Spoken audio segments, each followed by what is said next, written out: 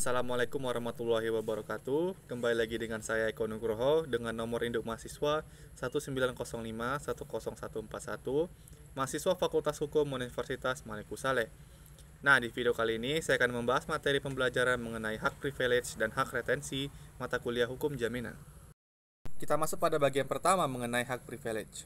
Menurut ketentuan pasal 1134 KUH Perdata, hak istimewa atau privilege adalah suatu hak yang diberikan oleh undang-undang kepada seorang kreditur yang menyebabkan ia berkedudukan lebih tinggi daripada yang lainnya, semata-mata berdasarkan sifat piutang itu.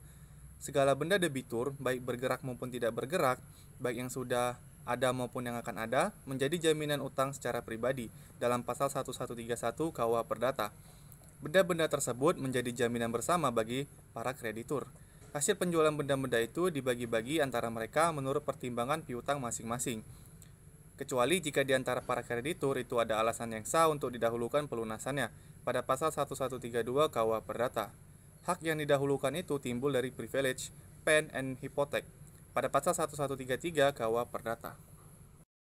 Hak privilege bukan hak kebendaan, melainkan mempunyai sifat yang sama dengan gadai dan hipotek, yaitu memberikan jaminan atas piutang.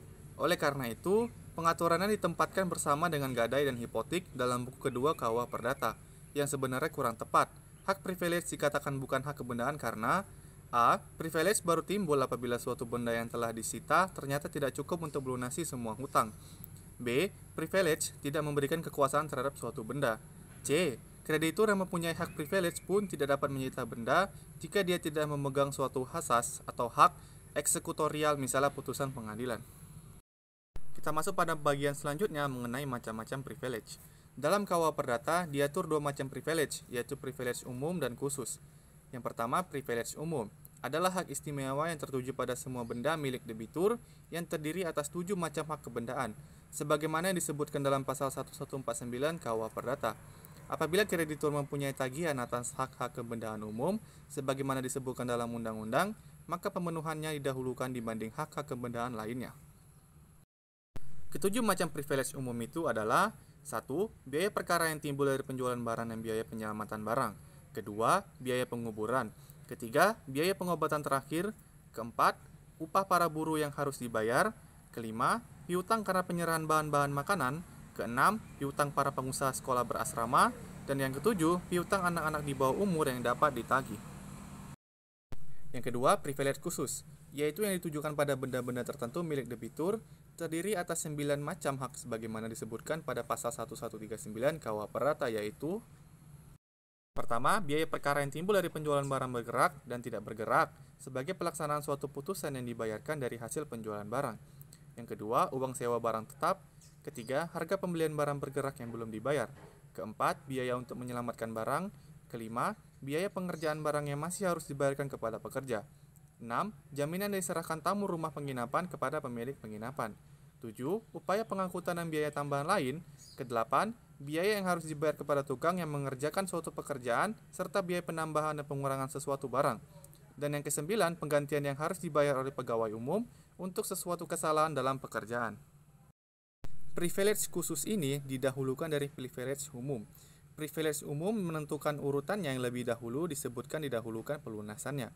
Privilege khusus tidak menentukan urutannya.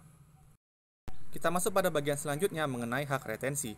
Hak retensi adalah hak untuk menahan sesuatu benda sampai suatu piutang yang bertalian dengan benda itu dilunasi. Hak retensi ini merupakan hak perseorangan, namun mempunyai aspek sifat kebendaan dan karena itu dibicarakan dalam hukum benda atau hak retensi tidak menimbulkan hak yang didahulukan. Kreditur berkedudukan sebagai kreditur konkuren. Hak retensi memiliki sifat yaitu: pertama, tidak dapat dibagi-bagi. Artinya apabila sebagian dari piutang dilunasi, maka tidak ada kewajiban pemegang hak atau retentor untuk menyerahkan sebagian dari benda sesuai nilai piutang yang telah dilunasi. Yang kedua, tidak memberikan hak memakai, tetapi hanya sebatas hak menahan saja dari hak reivindikasi atau menuntut penyerahan oleh debitur. Kewenangan retentor hanyalah menahan benda dan menolak penyerahan benda sebelum utang debitur dilunasi. Hak retensi tidak dapat dipertahankan terhadap eksekusi yang dijalankan atas perintah pengadilan. Apabila terjadi eksekusi oleh pengadilan, maka retentor berubah kedudukannya menjadi kreditur konkuren, yang dijamin dari jaminan umum milik debitur berdasarkan pasal 1131 dan pasal 1132 KUH Perdata. Apabila barang yang dikuasai dengan hak retensi lepas dari kekuasaan retentor, maka berakhirlah hak retensi itu. Baiklah, demikian pembahasan mengenai hak privilege dan hak retensi yang bisa saya sampaikan. Selebih kurangnya saya mohon maaf. Saya Eko Nugroho pamit undur diri. Terima kasih. Wassalamualaikum warahmatullahi wabarakatuh.